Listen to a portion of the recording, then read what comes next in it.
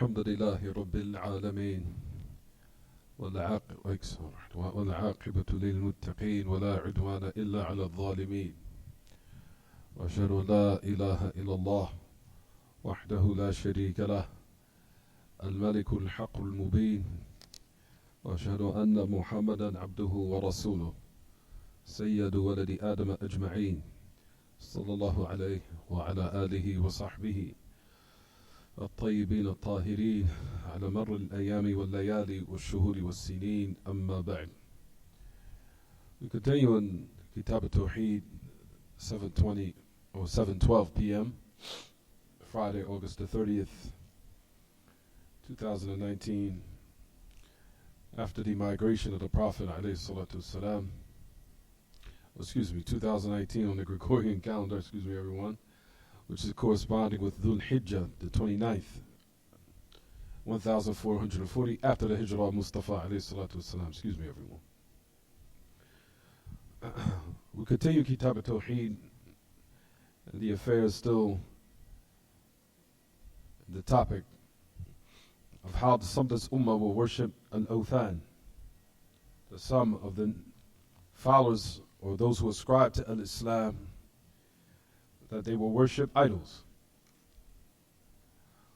You'll find that the great Imam Shaykh Muhammad ibn Abdul Wahhab rahimahullah, the great Imam al-Mujaddid,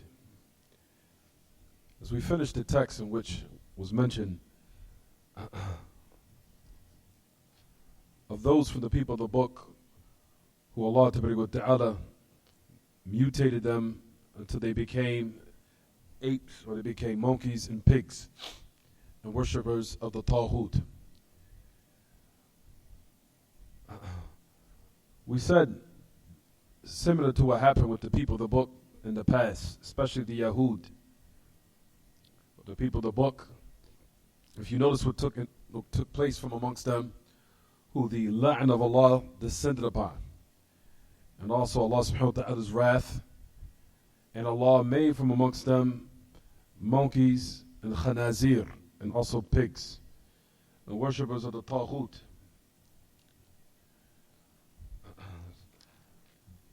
So out of resemblance of the Jews and the Christians, there will also take place amongst this ummah something similar to that. There will take place amongst this ummah those who Allah subhanahu wa ta'ala will curse, who ascribes to Islam, and those who Allah ta'ala whose anger will descend upon them, and Allah will make them from Qirada wa Khanazir.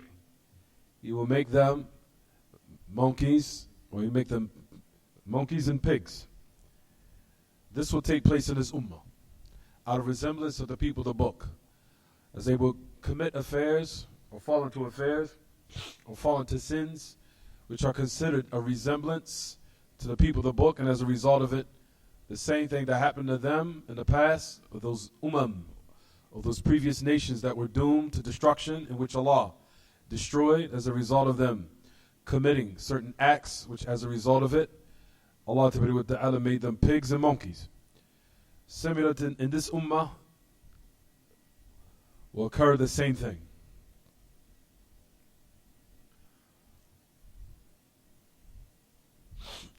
You'll find that there's narrations of the greats in which you'll find that Ahl-Ilm, that they put emphasis to show what will take place, especially in the latter part of this ummah, due to them following the Jews and the Christians in certain affairs. And you'll find that Allah Ta'ala, as He revealed to His Messenger ﷺ, will make these people who follow the Jews and the Christians, give them the same punishment and the same consequences that fell upon them. For example, you'll find a narration which comes on the authority of Sahl ibn Sa'id al-Sa'idi radiyallahu anhu ardah. The message of Allah sallallahu mentions, says, سيكون في آخر الزمان خسف وقذف ومسخ. قيل ومتى ذلك يا رسول الله؟ قال إذا ظهرت المعازف والقينات واستحلت الخمر أو استحلت الخمر. He said there will be in the last part the last part of time, or the last of times. سيكون في آخر الزمان. There will be in the latter part of time, or on the last of these days. خسف وقذف ومسخ. There will be khasf, meaning there will be earthquakes. There will be qadf, there will be people who will be killed by them being stoned. And there will be maskh. They will be what? They will be mutated, or they will be altered in their khilqah, meaning they will be changed or altered in their image. And it was said, O Messenger of Allah, when will that occur? He said, if music, إذا ظهرت المعازف, if music becomes apparent or if manifests from amongst my ummah, musical instruments. If it manifests from my ummah, ma'azif, musical instruments. Wal-qaynat. Wal-qaynat. As qaynat is the plural of qayna. Basically it means a female singing, or a young girl singing, or a concubine singing. Al-qayna. Al-qayna is like a female singing with a decorated voice. He said, if musical instruments occur, or they manifest, and these women come along and they start to sing with these beautiful, embellished voices, which we see now, with some of the Muslims, what they do today, as we see it. And they also make the consumption of intoxicants lawful. If these affairs happen, then he said, what will take place amongst his ummah is khasf wa qadf wa maskh. Will take place in his ummah, khasf, what is like earthquakes, qadf, of people being stoned to death or being killed by rocks. There's an explanation that the great Imam Ibn al-Qayyim mentioned in these narrations. I'm going to mention it right quick, because a lot of people think, what do you mean as far as them being stoned to death or them dying by some type of rocks or what have you? We're going to explain it in a minute. And he said, in the last part, maskh. Maskh means mutation, or them being, their image being changed and altered. Their image being changed or altered. Like Sarah.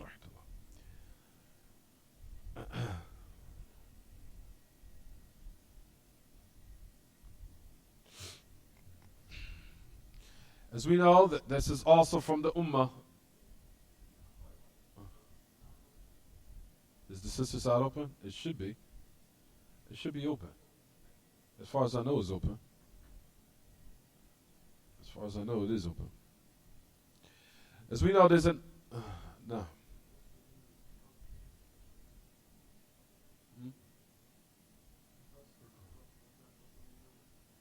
Khasf are earthquakes. Qadf is them dying by stones. I'll explain that in a minute, inshallah. Of them dying by stones. I'll mention that in light what Ibn al-Qayyim that he mentions. سيكون في أمتي قذف ومسخ وخذف. Meaning if musical instruments manifest, meaning from his ummah who will start to practice or utilize musical instruments, which is the appearance of music. And also إذا كثرت القيان, which is also the plural of qaynat. Meaning females start to sing, whether it be a concubine, or whether it be a young female, or whether a woman who has a beautiful voice, that she starts to sing.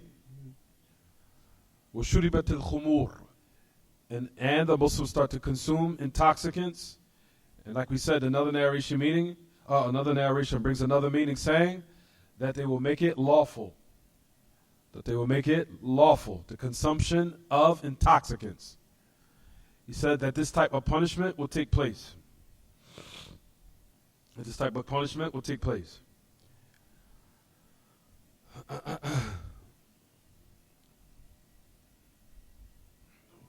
to find what Ibn al-Qayyim, here it is. You'll find that Ibn al-Qayyim mentions in Madarij as-Salikin. Before I mention what Ibn al-Qayyim mentioned, I wanted to also mention the narrations. You'll find that there's a narration upon the great Sahabi, Abu Malik al-Ash'ari. On the authority of Abdurrahman ibn Ghanm, al-Ghanm, not Ghanam, Ghanm al-Ash'ari. Abdurrahman ibn Ghanm, Ghain, Noon, Mim, al-Ash'ari. Qal, basically he said the same thing what we just said. That this was narrated by, yarhamukallah. It was narrated by Abu Malik al-Ash'ari. This narration. That there will be in the Ummah of Muhammad sallallahu alaihi wasallam, there will be in his Ummah those who will die by earthquakes. As we've seen this happen already. And there will be qadf, and I'm going to explain that. Those who will die by stones. And those who will die by maskh, by them being mutated. Not mutilated, mutated. Mutated, or some type of mutation will take place, and Allah will change them. Not mutilation, mutation. Where they'll be altered and changed. They'll be mutated into some other creature or some type of other form. They'll be changed. طيب. Abu Malik al-Ash'ari reported the same thing upon the Prophet ﷺ. And also has been graded authentic by the great Imam Muhammad Nasiruddin al-Albani. And it's also been reported by Imran ibn Hussein, the great Sahabi. Imran ibn Hussein radiyallahu anhu ardah.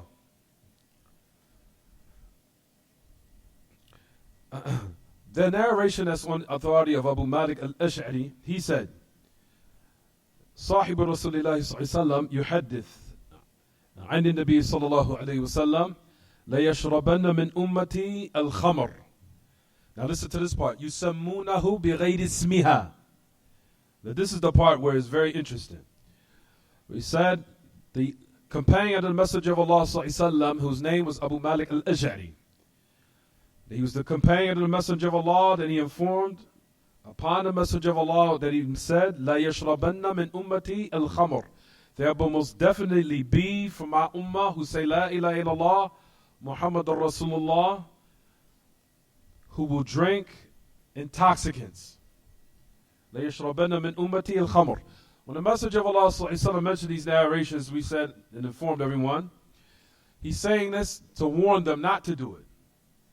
Not for them to do it, or not to encourage them to do it, because if you notice in these narrations, there was a punishment waiting for them as a result of it, which clearly shows that these narrations was in order to bring some enlightenment to the Muslims not to do it, not to partake in these affairs, to stay away from them. But what will be the sign of the destruction of his ummah? Number one is because of them resembling the Jews and the Christians. And all these affairs, because we know, especially from the Christians, what we see widespread amongst us here in this land, that they have claimed to the consumption of intoxicants to be what? To be lawful. You see it clearly. The consumption of intoxicants to be lawful. Not just liquid intoxicants, but also drugs. Drugs is also included in that.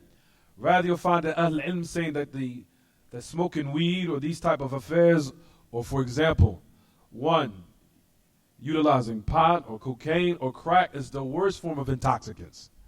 They are the worst form of intoxicants. The consumption of, or the smoking of weed or pot or what have you, or crack, they are the worst form of, or the worst type of intoxicants. So the Prophet ﷺ said, لا يشربن من أمتي الخمر. There will be some from my ummah, meaning out of resemblance to the Jews and the Christians, who will partake in the consumption of what? Intoxicants. We see this today. This takes place. If you go to certain Muslim countries, yes, you see this. You see certain Muslims, they indulge and partake in the consumption of intoxicants. This is the part where it gets interesting in the narration. It says, يُسَمُّونَهَا بِغَيْرِ اسْمِهَا. They will call it by other than its name. They will call it by other than its name. They'll change the name of it. They'll change the name of it. They'll change the name of it. Instead of calling it, for example, khamar, they'll call it sharab ruhi or sharab munta'ish, for example. They'll call it a refreshing drink. A drink that's refreshing. Or a drink that will lighten the soul or will bring some type of enjoyment or delight to one's body. All this is of changing the name of what it is. In actuality, it's still considered what? Khamr. It's still considered khamr, regardless of whether or not one changes the title or the name on the bottle. The reality is it's still considered something that will intoxicate the human body. So at the end of the day, like we said, this is the part where it gets interesting, because you'll find from the ummah who will start changing the names of things in which Allah has clearly made unlawful and prohibited. Such as, for example, music. You'll find that they call it Musiqa Islamiyya, Islamic music, Islamic nasheed, Islamic, for example, festivities. For example, the celebration of the Prophet ﷺ, Islamic festivities. Changing the name of affairs in which Allah subhanahu wa ta'ala has what? Made unlawful. To try to make it fair seeming to the one who's listening to it, so they can what? Indulge in it. To change the name, so it can be desirable, so they can desire the people in practicing or committing this act or this prohibited act. But the reason or the way or the hila or the trick they'll utilize is to change it and name and call it by other than what it really is. There's something that you have to realize. The Prophet ﷺ made this clear. يُسَمُّونَهُ بِغَيْرِ اسْمِهَا. They'll call it by other than its name. They'll call it by other than its name. And it's not just applying to khamr. It's applying to a lot of affairs you see that the Muslims do. Musical what? Music. Or they call it nasheed Islami. Nasheed Islami. Or for example, as they say, the Mawlid, they'll call the Prophet ﷺ's birthday Islamic festivities or Islamic celebration. It's not Islamic celebration. Just call it what it is, bid'ah. Just call it, it's an innovative practice that is opposed with the Kitaab and the Sunnah, with the Prophet ﷺ prohibited, and also the Sahaba. Call it what it is. The Mawlid, just call it a bid'ah.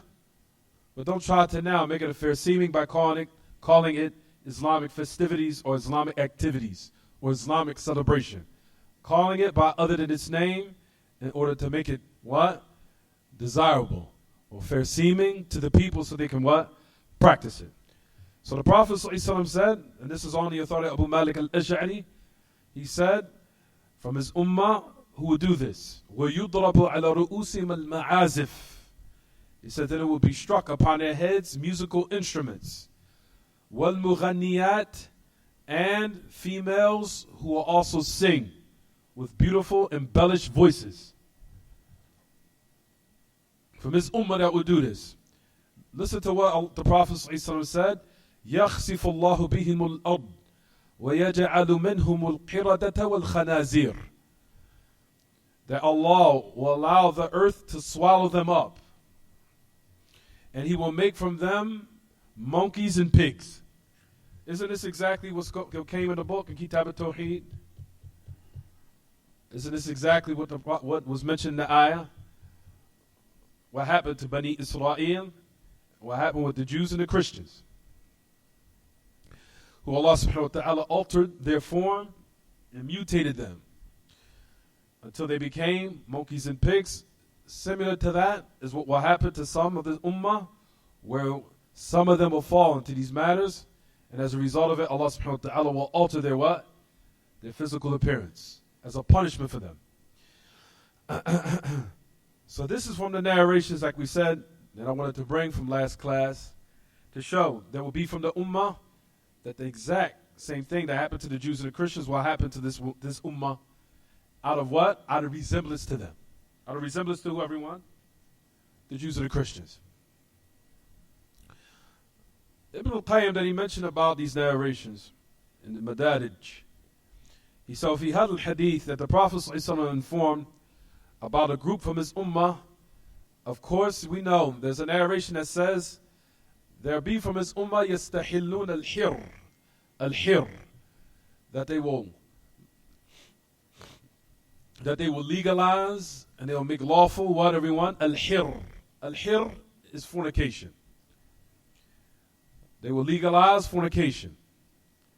Or they'll make lawful fornication. The word hir in the Arabic language is another name for private part. When the Prophet ﷺ said they will legalize the private part, what do they mean? What does he mean? Fornication. That fornication will be what? It will be made lawful from some of the followers of this ummah. Then the Messenger of Allah, as we know, as Ibn al-Qayyim goes on to say, وَاسْتَحِلُّونَ الْحَرِيرِ, they will also legalize wearing silk. As we know, upon the men is impermissible for them to do that. The part where it says, of course, this is where it's connected when we make the correlation here, where it says that they will now legalize consumption of intoxicants and musical instruments. And that is what? آلات اللهو والموسيقى, of instruments, musical instruments, musical tones, or what have you. Now listen to this part, what Ibn al-Qayyim goes on to say. Then he said, he's speaking about a people. يَنْزِلُونَ إِلَى جَنْبِ عَلَمٍ. Now this is the part where I want to now bring everyone's attention to. He says, then they will now descend in the part بِجَنْبِ عَلَمٍ وَهُوَ الْجَبَلِ. That group of them will descend on the side of a mountain. وَيُرُوحُ عَلَيْهِمْ بِسَارِحَةٍ لَهُمْ. They will pass by someone who's a sariha, the one who is considered like a ra'i, the one who's like the one who oversees the flock, or he oversees, or the one who's like a shepherd who oversees the flock, that they will pass by this person. يعني يصير راعي بغنم لهم وهي السارحة. He said, there will be from amongst them who's a ra'i. A ra'i, that shepherd that watches over the flock, he will pass by this mountain. He says, and in the same time, وَفِي أَثْنَاءِ ذَلِكَ يَأْتِيهِمُ الْفَقِيرُ يَسْأَلُهُ الْحَاجَةِ. There will be someone who is poor. He will ask them for what?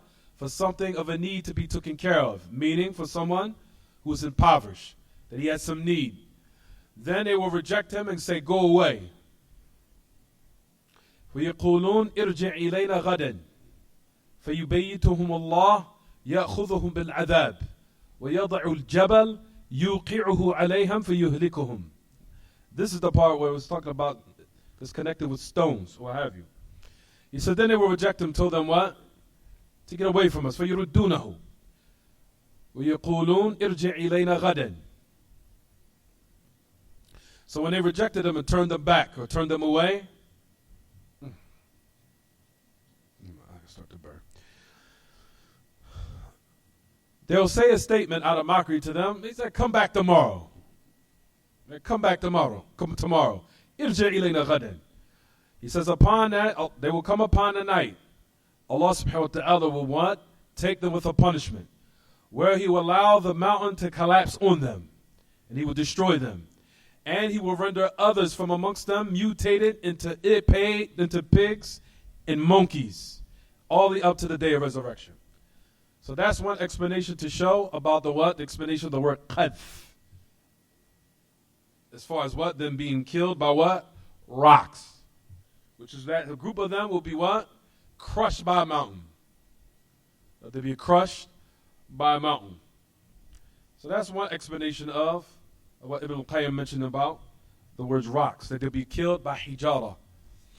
That the word qadf being killed by stones or rocks, or them being stoned. All this is to show what, everyone? All this is to show, and what the great Imam has mentioned in this chapter, that for the Muslims to avoid resemblance of the Jews and the Christians, because what happened to them, it was a reason for their destruction and their doom. Likewise can happen to this ummah. Rather, the Messenger of Allah said, it will happen. Not that for them to what? To do it, but to warn them to stay away from what? From doing it. Is it clear what I'm saying, everyone?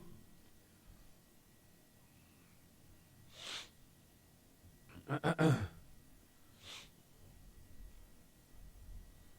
to say. So now if you go to the next part of the next text, notice the great Imam, he goes on in the ayah. If you look, he uses the ayah from Surah Al-Kahf. From Surah Al-Kahf. He says, قَالَ الَّذِينَ غُلِبُوا عَلَىٰ أَمْرِهِمْ لَنَتَّخِذَنَّ عَلَيْهِمْ مَسْجِدًا.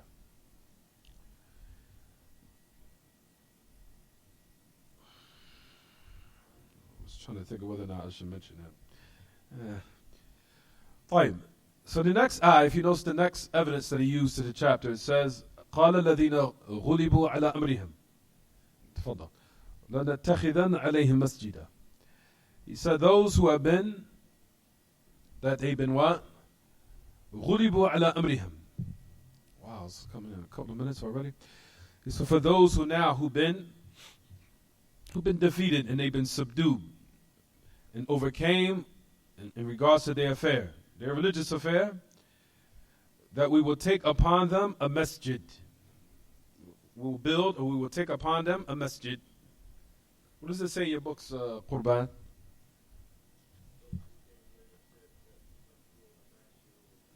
Those who came later? It's the same meaning, alhamdulillah. That means the same exactly. Came later is in brackets? Oh, okay, got it. Okay. Fine. So now it's talking about the ayah which is Surah Al-Kahf. Fine. The ayah which is Surah Al-Kahf, we'll probably have to say it after the adhan. I think that how many minutes is left until the adhan comes in? I think it's like 1 more minute. Is it 7:40 when it comes in? 7:40? 7:38?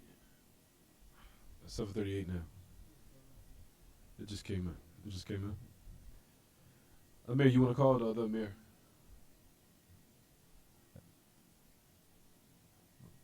The other brothers in there in the office, they want to call it. Somebody, Amir, you want to call it?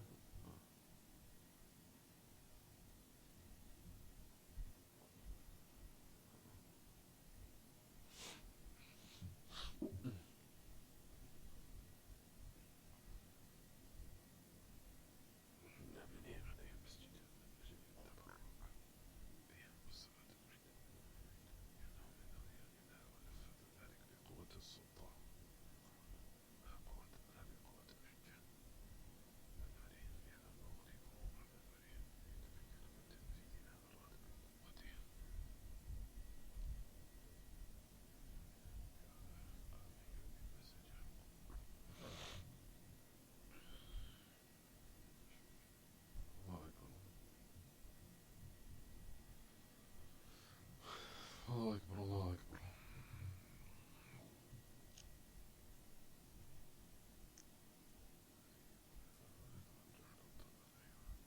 La ilaha illallah.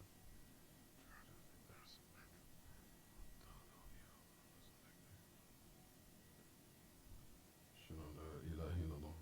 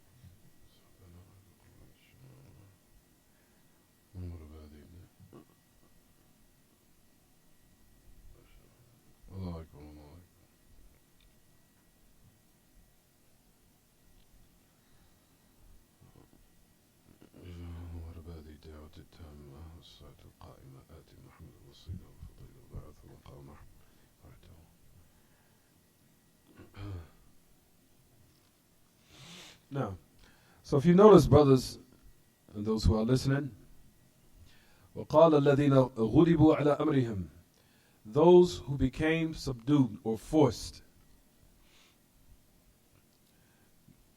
Those who became subdued or forced, meaning by force or by power, due to someone else. I'm going to explain, inshallah, that we will take upon them a masjid. Fine. That's in the story of Surah Al-Kahf, what took place with the youth during their time, in which we know Allah subhanahu wa ta'ala informed about how they were a group of people, a group of youth, that during their time there was a widespread of polytheism. But not only that, but there was also a type of belief during the time of that group or that youth, that Allah subhanahu wa ta'ala, when He brings the creation, or He resurrects the creation, that when Allah subhanahu wa ta'ala will resurrect them, He will resurrect them as far as in their souls, not in their bodies. That was the belief of the people of Kahf, of the people of the cave. That was widespread amongst the people at that time. So it wasn't just polytheism. It wasn't just idolatry, or worships of idols. What's the problem? So it wasn't just the worship of idols or the worship of other than Allah during a time that was a fitna. Do you notice if some of the times of the prophets and the messengers, of what was a fitna in their time, Allah subhanahu wa ta'ala established not only the truth by way of miracles and by way of text, of course, from the wahi, the revelation that He sent with every prophet and messenger. As we know, Allah subhanahu wa ta'ala sent and established in different ways a rebuttal using what their people at that particular time was known for. For example, during the time of Musa, what was widespread amongst his people was magic. What was widespread amongst Musa, or the fitna of his time, was what, everyone? Was magic. It was the practice of magic. So Allah subhanahu wa ta'ala wanted to rebuttal not only polytheism, but also shut down any type of falsehood, meaning what they were practicing of magic, by utilizing what was greater than what they had, in which Allah subhanahu wa ta'ala sent Musa with a hujjah, or argument and a proof that will what? Totally devour the falsehood that they were practicing of magic. So Allah subhanahu wa ta'ala utilized what they thought, of course in their minds, was something that was greater than what they were practicing of magic, and Allah devoured their falsehood by those what? By those proofs and those evidences and those miracles. Similar to what was a fitna at the time of these fityah, of these young youth and the people of the cave, there was a fitna during their time. There was a type of belief. There was a type of belief where there wasn't just polytheism that was widespread and practiced by the people, but also the people believed that Allah subhanahu wa ta'ala is not able to resurrect. Rather, only Allah subhanahu wa ta'ala, if He resurrects the people, He will resurrect them in their souls, not their bodies. So that was a type of belief. So if you notice in Surah Al-Kahf, what did Allah subhanahu wa ta'ala do?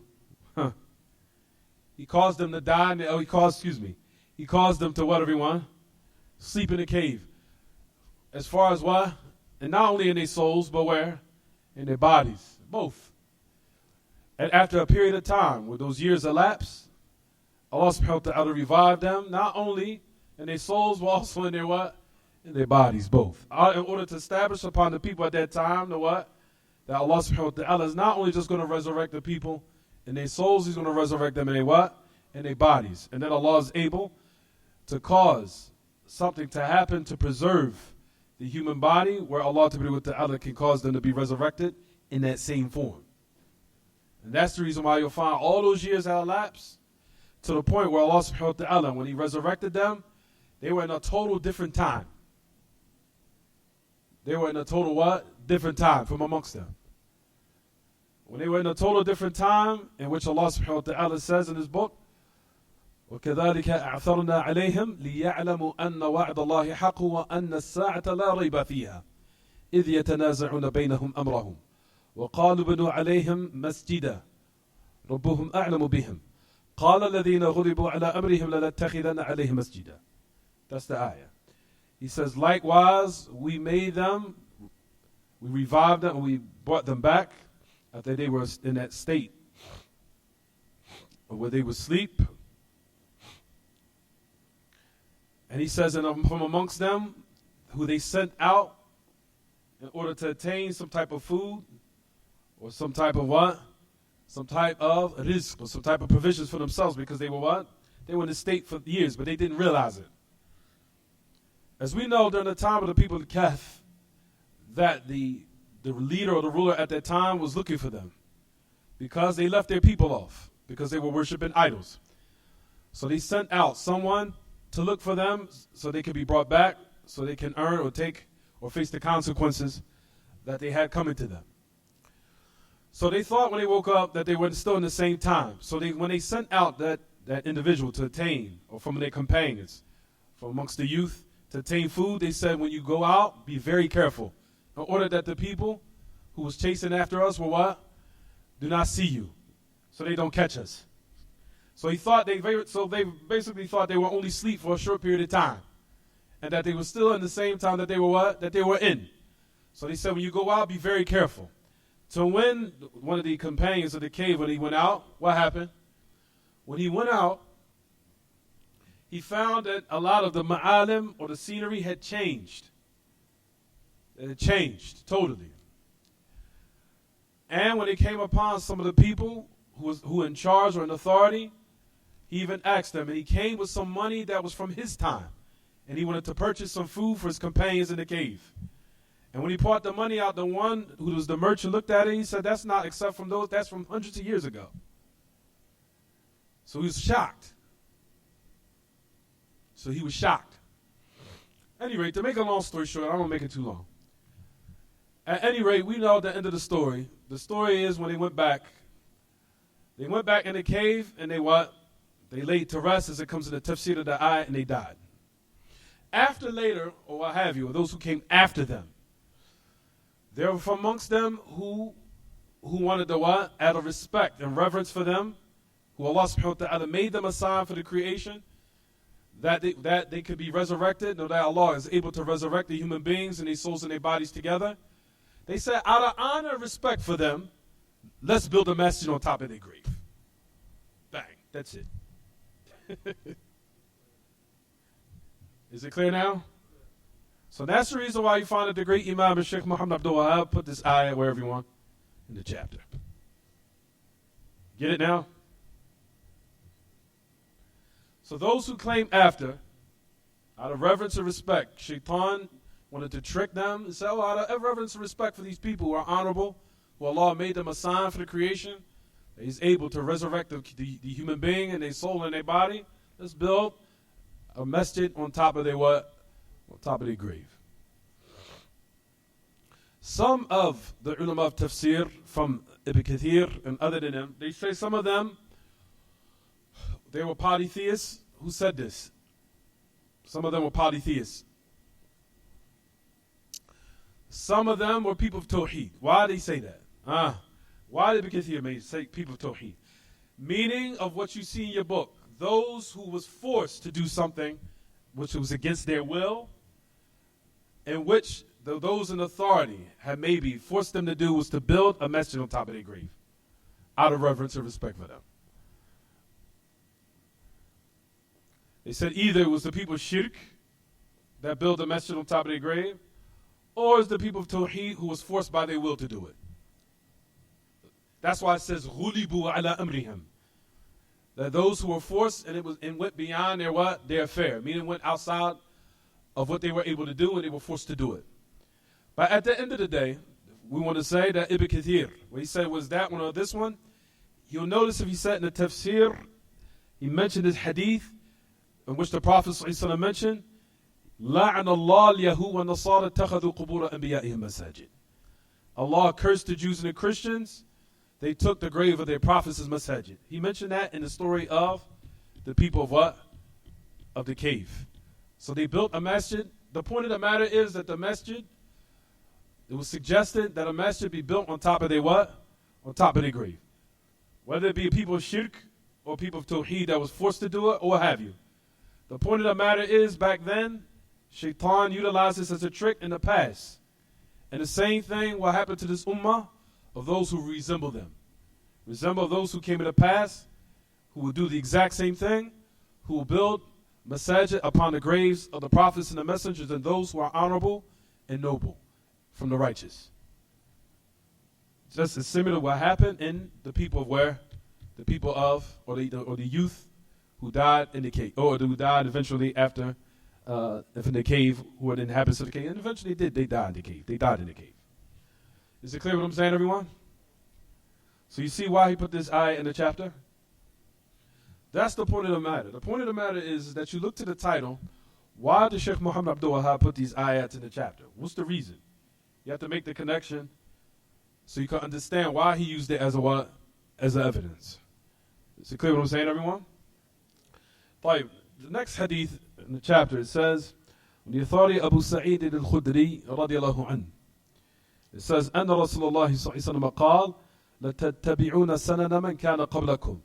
One narration it says sunan, and one narration it says sanan. Both of them are worded. Both of them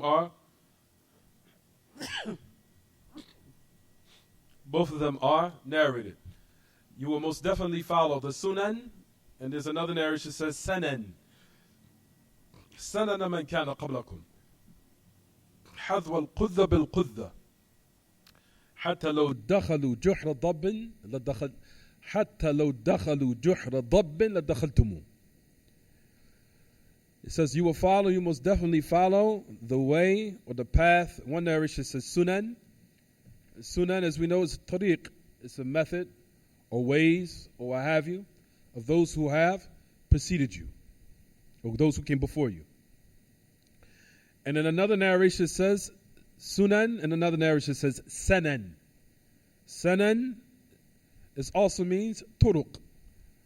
One sunan is tariq. It's a method. Sunan is turuq, or the different ways, or the different paths. Turuq, of those who came before you. It says hadwa al-qudda bil-qudda. How the arrow shoots out of it, another arrow will shoot out of it, resembling the exact same arrow that already what? Shot out.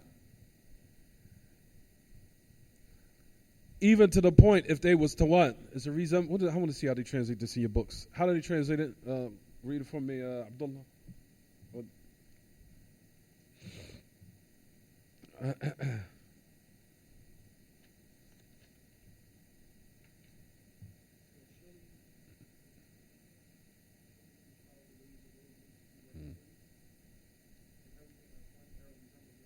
Uh-huh.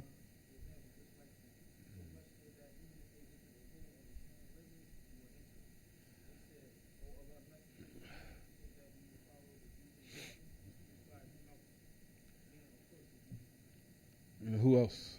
Tafadal, how do they translate it in your book, Qurban? Just out of curiosity.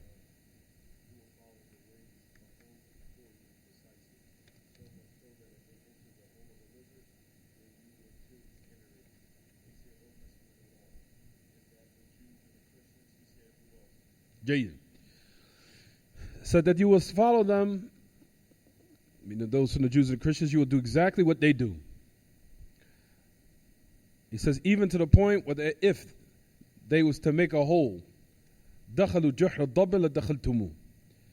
That even if it was they make a hole of a lizard, and if they made that, and they followed, and they went into it, you will also likewise what? Enter it. قالوا, O Messenger of Allah, is it the Jews and the Christians? He said, who else? Who else will it be? There's other narrations you'll find, inshallah, I'll bring in next class, where the Prophet ﷺ also talked about Rome and Persia. About Rome and Persia. There's another narration that talks about that, is mentioned in Masail al-Jahiliyyah, the affairs of Jahiliyyah, also by the great Imam Sheikh Muhammad Abdul Wahab, which is a summarization of Iqtida Sirat al-Mustaqim by Shaykh al-Islam Taymiyyah. Anyway. But at any rate, there's another narration that talks about Rome and Persia, who you will also resemble. About Rome and Persia. There was something else I wanted to bring from the last hadith, but I'll just bring it later. About Masr. How the Prophet ﷺ talked about the people of the Qadr. The people of the Qadr, and resort to them also being mutated. I'll talk about that later. It's an authentic hadith, which is the Tirmidhi. I forgot to mention it. That was just a side point. But at any rate, speaking about this hadith, so you notice that the Prophet ﷺ talked about how the resemblance of the Jews and the Christians would take place amongst the Muslims, severely. So much so, like we said, if there was a small hole of a lizard, or a sand lizard, which is an animal that digs a hole. And it's from the most smallest of holes to dig, but you'll notice that this lizard can do it. And despite of that, if the Jews and the Christians were to crawl into this small, difficult hole to crawl in, the Ummah will certainly follow right behind them in doing so. Or to blindfold them. And you'll find that, ya ma'ashal ikhwa, this is taking place amongst the Ummah. Either out of blind following and resemblance of the kuffar, to the point they resemble them in every footstep. Even for the most insignificant of things, and the most smallest, and the most ahqar al-ashya, the most lowest in value, except that you'll find that the Muslims will do it. Even for those who have sound understanding will avoid it, but out of some so-called amazement or astonishment of who they are and how they are. Maybe God is thinking how they're so-called civilized, as certain people think they are. And they're people of taqaddum. They're people of so-called progress of them being civilized, or some type of hadara, them being in a state of being civilized and productive in their affairs and all of that. Based upon this, they follow them in everything. The Prophet ﷺ said, do not resemble them. Don't blind follow them, especially in the affairs of worship. You'll find that the message of Allah, so many narrations, prohibited the resemblance of the Jews and the Christians. And that's the reason why you'll find that Shaykh al-Islam wrote the book called Iqtida' as-Sirat al-Mustaqim fi mukhalafati ashab al-Jahim. There's a book by Shaykh al-Islam called The Obligation of Clinging to the Correct or Straight Path by Opposing the Inhabitants of Hell. If you notice in the whole of the book, Shaykh al-Islam Taymiyyah, he's bringing narrations where the Prophet ﷺ said to not to resemble the Jews and Christians, oppose them in this affair, oppose them in this affair, don't resemble them in this affair, don't do this, don't do that, whether it be in the beard, whether it be even in the ranks or how you sit. He brings all those different narrations. Certain narrations in which are resemblance with the Jews and the Christians. In that book of narrations which were gathered by the great Imam, Shaykh al-Islam Taymiyyah, in his book called Iqtida' as-Sirat al-Mustaqim fi mukhalafati ashab al-Jahim. He says the obligation of clinging to the correct or the straight path by opposing the inhabitants of hell. And he brings all the narrations explaining this hadith here. How the Prophet ﷺ prohibited what? How the Muslims are supposed to oppose the inhabitants of the hellfire. Whether it be the Jews, the Christians, or the Majus, or the fire worshippers, or the people of Rome. Even though the people of Rome, in most cases, their religion, what they were upon, was Christianity. As far as the people of Persia, the majority of what they were upon, they were fire worshippers and people of shirk, in regards to them being Majusi, meaning Ubad al-Nar. They were people that were worshippers of the fire.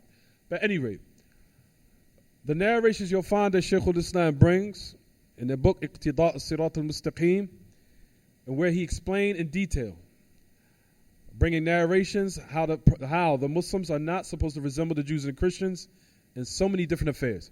And he starts off in his book by starting with worship. How the Muslims fell into resembling the Jews and the Christians in the most sacred of affairs, which are what? Ibadah, and worship. You'll find how even the Muslims have fell into how they look. How they look, as far as being amazed and astonished how the Muslims look at the non-Muslims, how they cut their faces and shave their beards. And they talked about you guys are still living in the times where cavemen exist or what have you, and you want to look like them. And you'll find that the Prophet ﷺ prohibited this, of shaving of the beard, and which we'll talk about later, inshallah. How also this was from the ways of the Magians and the people who practice polytheism.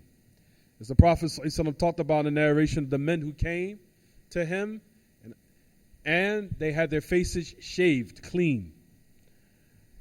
So much to the point where the Messenger of Allah was amazed that they did that to their face, and he asked them, who told you to do this to your face? Who told you to shave your face? Who told you to do this to yourself? They said that our deities commanded us to do this. Our deities. And the Prophet ﷺ said, my Lord told me to what? To grow my beard and take from my mustache. He said to grow my beard and to take from my mustache, to trim it. So you'll find that from the ummah of the past, that they did this, and you'll find exactly in this ummah from the Muslims who what?